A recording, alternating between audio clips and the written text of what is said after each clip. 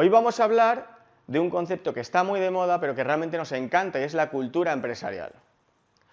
Por cierto, es posible que te suene a tema demasiado teórico, esto no tiene ninguna trascendencia y demás, ¿no? Pero te garantizo que no es así. Está comprobado, de hecho, que las compañías que tienen una cultura arraigada, potente, muy clara, tienen mejores resultados. De hecho, está comprobado que tienen resultados entre un 20 y un 30% superiores a sus competidores. ¿Y por qué? Pues porque la cultura contribuye principalmente a dos factores, en dos palancas. Por un lado, la cultura contribuye al valor de la marca, te ayuda a crear una marca. ¿Y la marca para qué nos sirve? Bueno, pues la marca nos sirve para vender más, para conectar mejor con nuestros clientes, etcétera. Eso ya lo conoces. Y por otro lado, la cultura te ayuda a ser capaz de atraer y de retener mejor talento, con el enorme impacto que tiene esto en cualquier organización. Pues bien, lo que tenemos que hacer ahora es definir el concepto de cultura. Y te voy a adelantar que es un concepto muy amplio, que depende de muchas cosas. Y además, si buscamos definiciones, vamos a encontrar 1.000.000 de definiciones distintas. Pues bien, antes de hacer nuestra definición de cultura, lo que voy a hacer es pedirte que hagas un pequeño ejercicio. Quiero que te traslades por un segundo a las empresas de las que voy a hablar y trates de vivir la cultura, lo que se vive ahí dentro. Vamos a comenzar con Zappos, que es el típico ejemplo de cultura excepcional, basada en una enorme autonomía, libertad, flexibilidad de los empleados que han conseguido que se traslade en una experiencia de cliente única. Su filosofía, sus valores es, si tengo empleados felices, voy a tener clientes felices. Imagínate lo que se vive en Zappos allí, en las oficinas. Ahora vamos a trasladarnos a Goldman Sachs, que es un banco de inversión. Que no sé si lo conoces o no, pero desde que entras los becarios ya ganan mucho dinero, los bonus todos los años son altísimos, todo el mundo trabajando y pensando en el bonus, ambiente muy competitivo, gente muy formada, etc. La gente trabaja hasta las tantas, hasta las 12 de la noche, hasta la 1 de la mañana todos los días, eso es Goldman Sachs. Esa es la cultura de un banco de inversión. Ahora vamos a tratar de vivir la cultura de una gestoría de barrio. Oficinas cutrosas, muchos papeles por todos lados, los empleados llevan trabajando allí pues, toda la vida, el trabajo es muy repetitivo, no haces todos los días lo mismo, pero a lo largo del año casi que vienes haciendo todos los años lo mismo, desde hace 25 años, horarios más o menos rígidos, ahí la gente trabaja no con excesiva alegría, etc. Esa es la cultura habitual, no tienen todas por qué ser así, no me quiero meter en donde no me llaman, pero es la cultura habitual en una gestoría de barrio.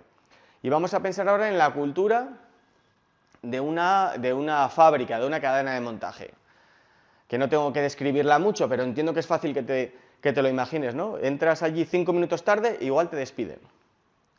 Pues bien, la cultura es lo que hace que estas compañías sean tan distintas entre sí. Y ahora vamos a intentar hacer una definición. A mí me gusta definir la cultura empresarial como el ADN o como la personalidad de una empresa. ¿Y esto de qué depende? Bueno, pues depende de esas características que tiene esa empresa, que hace que sea única, porque son únicas en esa empresa, como en una persona, ¿no? Y que además te distinguen del resto de organizaciones. Esa es la cultura.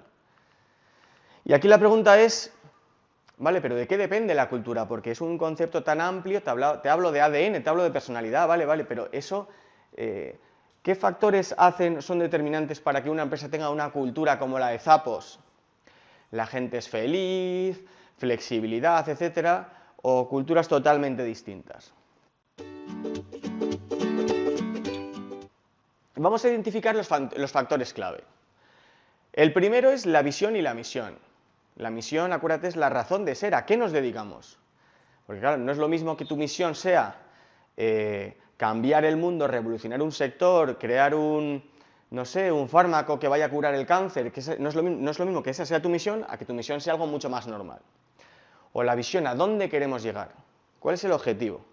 Esto es determinante en la cultura de una organización. Los valores.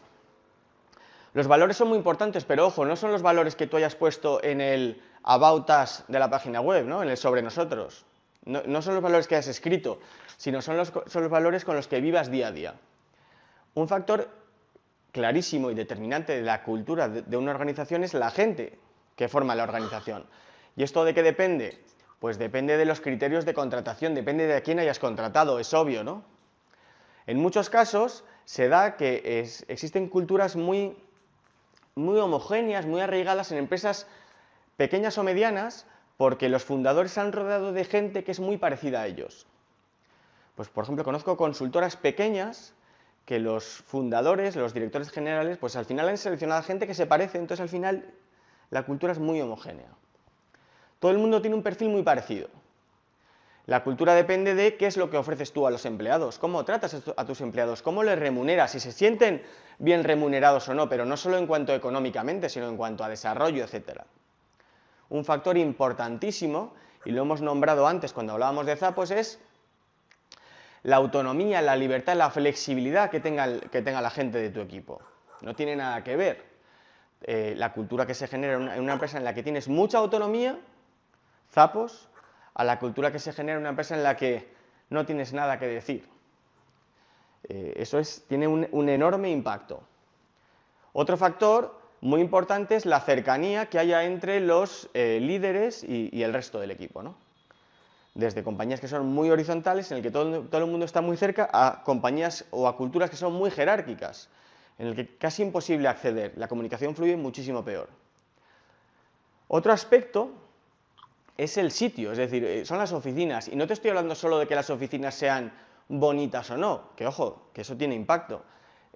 Puedo compartir contigo que estuvimos hace 2 semanas en Typeform, en Barcelona, y las oficinas son espectaculares. Sin rascar mucho más, la cultura que se percibe allí, bueno, pues está muy marcada, ¿no? Pero no solo las oficinas, o sea, es decir, no solo la decoración, sino hasta dónde está. Porque te voy a poner un extremo, no es lo mismo que tú tengas tus oficinas en Silicon Valley que las tengas en Irak. O sea, es decir, hay sitios que contribuyen de una forma o de otra a la cultura de una organización. El último factor que voy a nombrar es la tolerancia al riesgo, la aversión o no al riesgo.